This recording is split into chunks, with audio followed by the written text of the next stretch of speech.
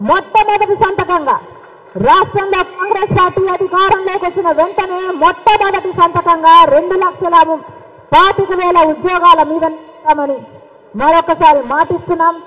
ఇది మన 7వ గ్యారెంటీ. 8వ గ్యారెంటీ రాజశేఖర రెడ్డి గారు ఉన్నప్పుడు లక్షల మందికి 40 లక్షల పైగా ఇందిరమ్మ ఇల్లు కట్టిన నాయకుడు రాజశేఖర రెడ్డి గారు. ఆ తర్వాత ఎవరూ పట్టించుకోలేదు. పేదవాడు ఎట్లా బతుకుతున్నాడు, ఎక్కడ ఉంటున్నాడు, గుడిసెలో ఉంటున్నాడా, బతుకుతున్నాడా, చస్తున్నాడా అని ఎవడూ ఆలోచన చేయలేదు.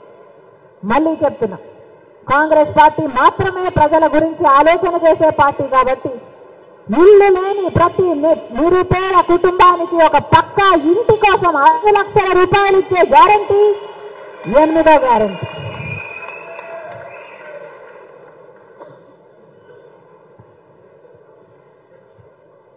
ఆఖరి గ్యారంటీ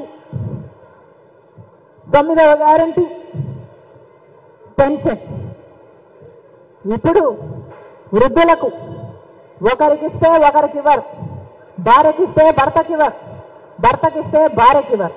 అంటే ఒకరే బతకాలా, ఒకరే తినాలా, ఇంకో తినొద్దా, ఇంకో చచ్చిపోవాలా? ఇద్దరికీ అవసరాలు ఉంటాయి, ఇద్దరు మందులు తెచ్చుకోవాలి, కానీ ఒక్కరికే ఇస్తున్నారు.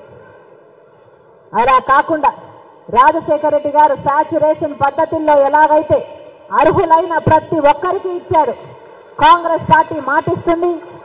అర్హులైన ప్రతి ఒక్కరికి, భార్యకైనా భర్తకైనా, వృద్ధులందరికీ, వితంతులందరికీ 4,000 రూపాయలు పెన్షన్ ప్రతి నెల.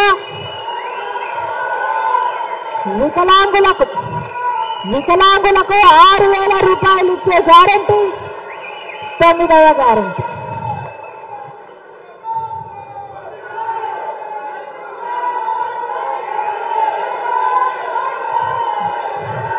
ఇవి కాంగ్రెస్ పార్టీ ఇచ్చే గ్యారంటీలు. వీటిని ప్రతి గడపకు తీసుకువెళ్లే బాధ్యత మనందరి మీద ఉంది. గ్యారంటీలు ఎంత గొప్పగా ఉన్నా ఇవన్నీ గ్యారంటీలన్నీ ప్రజలలోకి తీసుకువెళ్తే కాంగ్రెస్ పార్టీకి మేము ఓటు వేయము అని స్పృహ ఉన్న ఏ ఒక్కడూ చెప్పడు.